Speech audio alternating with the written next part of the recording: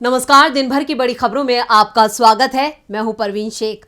आज इस बुलेटिन में बात होगी बीजेपी और आरएसएस को राहुल ने क्यों बताया अपना गुरु की, चीन के मुद्दे पर आमने सामने आए राहुल और अमित शाह की, और मध्य प्रदेश को लेकर राहुल के बड़े दावे की, राहुल गांधी के समर्थन में आए सीएम नीतीश कुमार की, राजस्थान में कैसे कांग्रेस के दांव से बिखर रही है बीजेपी, महबूबा मुफ्ती के दांव से बैकफुट पर आई बीजेपी की, और बुलेटिन के आखिर में बात होगी 2022 में बढ़ती महंगाई ने कैसे आम आदमी पर डाला बोझ। लेकिन तमाम बड़ी खबरों से पहले एक नजर सुर्खियों पर। 2023 मेघालय चुनाव की तैयारी में लगी कांग्रेस, 40 उम्मीदवारों की पहली सूची की तैयार। प्रदेश अध्यक्ष विंसेंट एच पाला बोले, दिल्ली से होगी नाम की घोषणा। साल के आखिरी दिन असम सरकार का बड़ा फैसला, 4 जिलों का 4 अन्य जिलों में किया गया विलय। सीएम हिमंता बिस्व शर्मा बोले, भारी मन से लिया फैसला। कर्नाटक चुनाव को लेकर गृहमंत्री अमित शाह का ऐलान, राज्य में अकेले चुनाव लड़ेगी बीजेपी, लोगों से की 2/3 बहुमत से सरकार बनवाने की अपील। दुनिया भर में नए साल के जश्न में डूबे लोग, शिमला नैनीताल में लगी लोगों की भीड़, नए साल के जश्न की धूम। ये तो थी सुर्खियां और बात आज की सबसे बड़ी खबर की। राहुल गांधी ने आज भारत जोड़ो यात्रा को लेकर 9वीं प्रेस कॉन्फ्रेंस की। कांग्रेस मुख्यालय में मीडिया से बात करते हुए राहुल गांधी ने फिर से बीजेपी और आरएसएस को आड़े हाथों लिया। राहुल ने एक बार फिर मोदी सरकार, बीजेपी और आरएसएस पर हमला बोला। राहुल की माने तो आरएसएस और बीजेपी के हमलों से उन्हें ताकत और सीख दोनों मिलती हैं। राहुल ने बीजेपी और आरएसएस को अपना गुरु तक कह डाला। और क्या कुछ कहा राहुल गांधी ने, देखते हैं ये रिपोर्ट। राहुल गांधी ने आज दिल्ली कांग्रेस मुख्यालय में मीडिया से बात की। आज हुई प्रेस कॉन्फ्रेंस में उन्होंने कई सवालों के जवाब दिए। राहुल ने एक बार फिर महंगाई, बेरोजगारी और शिक्षा को लेकर बात की, लेकिन इस दौरान उन्होंने बीजेपी और आरएसएस को अपना गुरु तक कह डाला। उन्होंने कहा, बीजेपी आरएसएस मेरे लिए गुरु की तरह है। मुझ पर आक्रमण के लिए बीजेपी संघ का धन्यवाद। ये जो यात्रा है, इसने हमें बहुत कुछ बताने की कोशिश की है, और अगर हम उसे नहीं सुनते तो ये उस आवाज का अपमान होगा। राहुल गांधी ने भारत जोड़ो यात्रा में अखिलेश और मायावती के नहीं शामिल होने को लेकर भी बात की। उन्होंने कहा, मैं जानता हूं कि विपक्ष के सारे नेता हमारे साथ खड़े हैं। भारत जोड़ो यात्रा के दरवाजे हर उसके लिए खुले हैं जो भारत को जोड़ना चाहता है। विचारधारा में एक रूपता होती है, नफरत, हिंसा और मोहब्बत में एक रूपता नहीं होती। अखिलेश जी और मायावती जी जो प्यार का हिंदुस्तान चाहते हैं, नफरत का नहीं, तो उनसे रिश्ता तो है। राहुल गांधी ने अपनी सुरक्षा में हुई चूक को लेकर भी अपनी बात रखी। राहुल ने कहा कि सरकार बेवजह मेरी सुरक्षा का मुद्दा बना रही है। राहुल ने कहा, मैं भारत जोड़ो यात्रा कर रहा हूं, अब सरकार चाहती है कि मैं बुलेट प्रूफ गाड़ी में कन्याकुमारी से कश्मीर जाऊं, ये मेरे लिए स्वीकार्य नहीं है। जब उनके वरिष्ठ नेता बुलेट प्रूफ गाड़ी से बाहर आ जाते हैं तो कोई चिट्ठी नहीं आती, अपने ही प्रोटोकॉल को वो तोड़ देते हैं, तो क्या उनके लिए प्रोटोकॉल अलग, मेरे लिए अलग? बुलेट प्रूफ गाड़ी में कैसे चलूं? ये शायद केस बना रहे हैं कि राहुल अपनी सिक्योरिटी तोड़ता रहता है। तो आज भी राहुल गांधी के निशाने पर बीजेपी और संघ रहे, जहां उन्होंने बड़ी बेबाकी के साथ अपनी बात रखी। राहुल गांधी के हमले से बीजेपी बौखला गई है और उसने भी पलटवार किया है। राहुल ने तंज कसते हुए कहा था कि ये लोग मुझे सिखाते हैं कि क्या नहीं करना है। अब इसको लेकर बीजेपी में खलबली मच गई है। अब राहुल गांधी के इसी बयान पर बीजेपी नेता हिमंता बिस्व शर्मा ने पलटवार किया है, तो वहीं अमित शाह ने राहुल के एलएसी पर दिए बयान पर बीजेपी सरकार का बचाव किया है। देखते हैं ये रिपोर्ट। राहुल गांधी आज मीडिया से मुखातिब हुए थे। अपनी प्रेस कॉन्फ्रेंस के दौरान राहुल ने बीजेपी और आरएसएस पर निशाना साधा था। राहुल ने कहा था कि वो आरएसएस और बीजेपी को अपना गुरु मानते हैं और वो उन्हें अच्छी ट्रेनिंग दे रहे हैं। राहुल गांधी के इस बयान पर बीजेपी ने पलटवार किया है। असम के मुख्यमंत्री हिमंता बिस्व शर्मा ने राहुल गांधी को जवाब दिया है। शर्मा ने कहा, अगर वो बीजेपी को गुरु मानते हैं तो उन्हें नागपुर जाना चाहिए। मैं उनसे कहना चाहता हूं कि उन्हें आरएसएस और बीजेपी को अपना गुरु नहीं बल्कि भारत माता के झंडे को मानना चाहिए।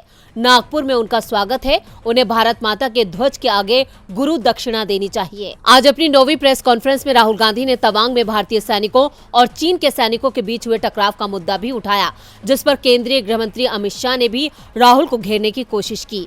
आपको बता दें कि अमित शाह आज कर्नाटक के दौरे पर थे, जहां उन्होंने राहुल के बयान पर कहा कि चीन हमारी 1 इंच जमीन भी नहीं ले सकता है। हमें अपने सैनिकों पर पूरा भरोसा है।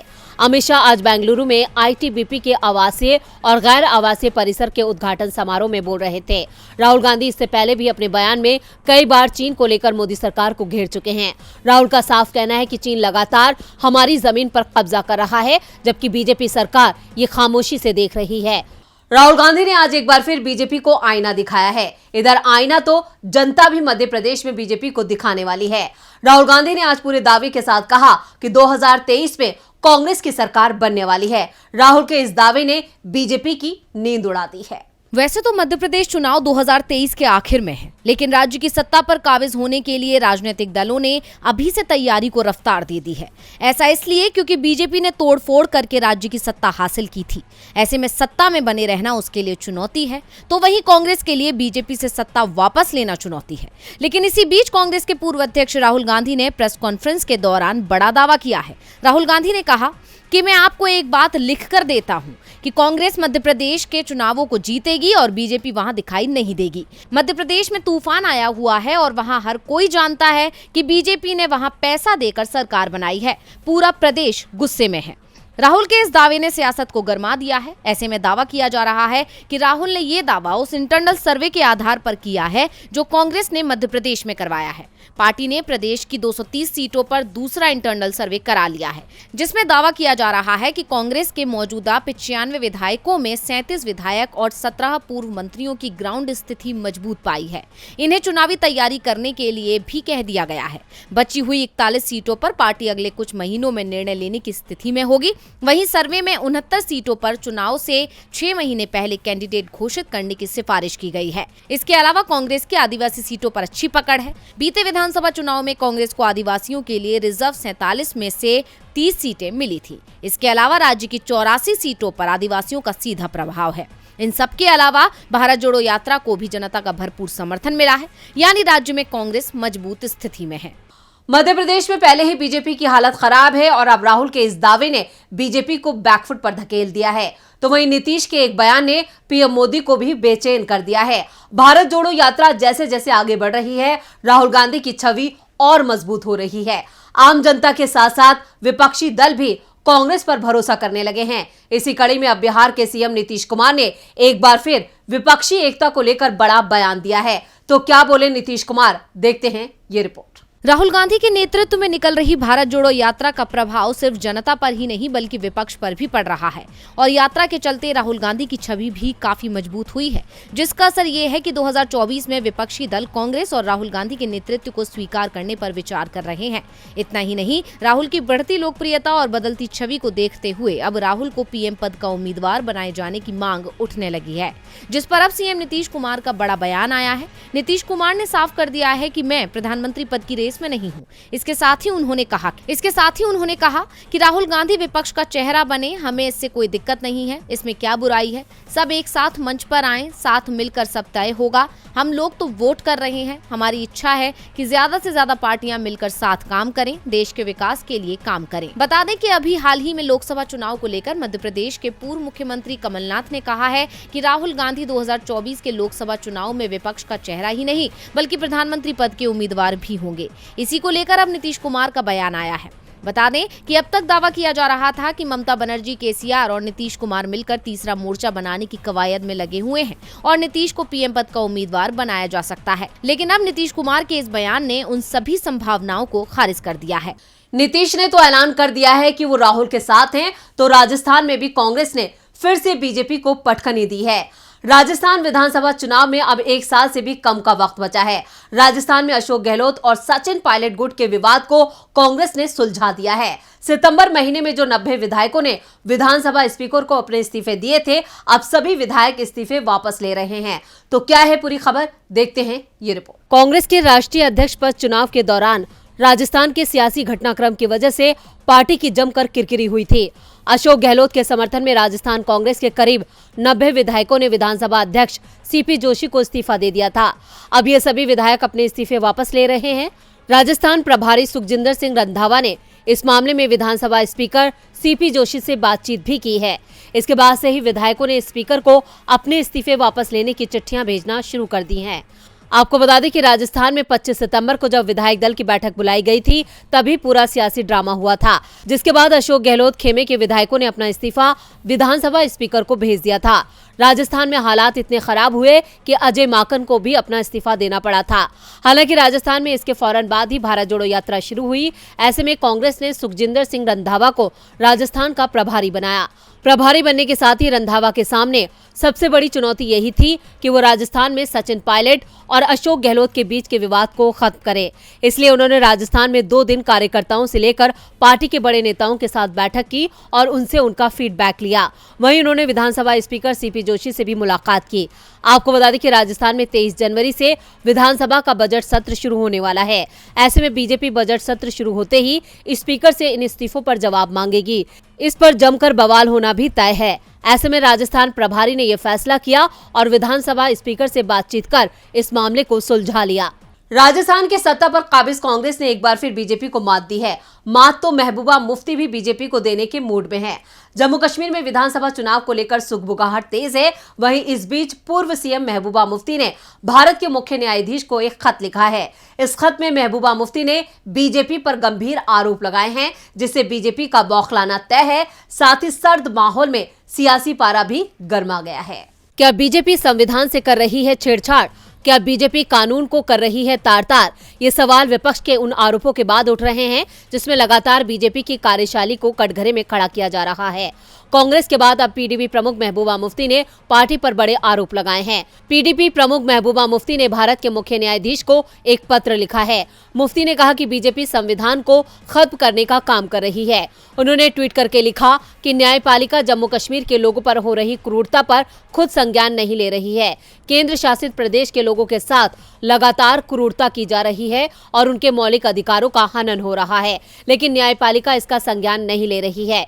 इतना ही नहीं, पत्र में मुफ्ती ने लिखा कि सरकार ने उनकी बेटी और उनके मां के पासपोर्ट को वापस ले लिया है। वैसे ये कोई पहला मौका नहीं है जब मुफ्ती ने बीजेपी को आड़े हाथों लिया हो। कश्मीर को लेकर महबूबा मुफ्ती अक्सर घाटी से धारा 370 हटाए जाने को लेकर केंद्र की नरेंद्र मोदी सरकार पर हमला करती रही हैं। इसके अलावा उन्होंने लद्दाख में चीन के साथ भारतीय सेना की झड़प की खबरों पर भी बयान दिया था। उन्होंने कहा था कि लद्दाख में हमारी जमीन पर कब्जा कर लिया गया है, लेकिन दुर्भाग्य से बीजेपी इस बारे में कुछ नहीं कर रही है। इतना ही नहीं, मुफ्ती ने कहा था कि भारत का मतलब बीजेपी नहीं है। भारत के साथ हम महात्मा गांधी के भारत के सपनों के साथ शामिल हुए थे।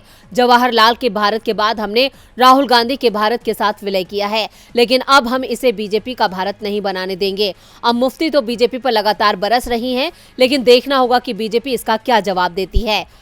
और बुलेटिन के आखिर में बात बढ़ती महंगाई की। साल 2022 खत्म होने को है। लोगों को नए साल का इंतजार है। उन्हें उम्मीद है कि आने वाला वक्त खुशियां लेकर आएगा, महंगाई से राहत देगा। अब सरकार क्या फैसला लेगी ये देखना होगा। लेकिन साल 2022 में लोगों पर जबरदस्त महंगाई की मार पड़ी थी। गैस सिलेंडर से लेकर आटे के दाम ने लोगों का दम निकाल दिया। इस रिपोर्ट में आंकड़ों के जरिए जानते हैं कि सरकार ने कैसे बढ़ाया था जनता का बोझ। साल लोगों को कुछ खट्टी और कुछ मीठी यादें देकर जाता है, लेकिन साल 2022 ने लोगों को जबरदस्त झटका दिया है और वो है महंगाई का, जिससे जनता की कमर तक टूट गई। घरेलू गैस सिलेंडर से लेकर आटे और दूध के दाम ने लोगों का दम निकाल दिया। 2022 में पहली बार घरेलू गैस सिलेंडर 1000 रुपए के पार निकल गया। वहीं आटा इस साल 26 रुपए से बढ़कर 32 रुपए किलो पर पहुंच गया है। इसी तरह हर घर में रोजाना उपयोग होने वाले सामान जैसे तेल, दूध और चावल जैसी चीजों के दाम भी इस साल बढ़े हैं। आंकड़ों पर गौर करें तो 1 जनवरी 2022 को गैस सिलेंडर के दाम जहां 899 थे, तो वहीं अब 1053 पहुंच गए हैं। पेट्रोल और डीजल की कीमतें भी 100 के करीब जाने की ओर हैं। सोयाबीन तेल 154 से 163 रुपए पर पहुंच गया। वहीं आटा 26 से 32 पर आ गया।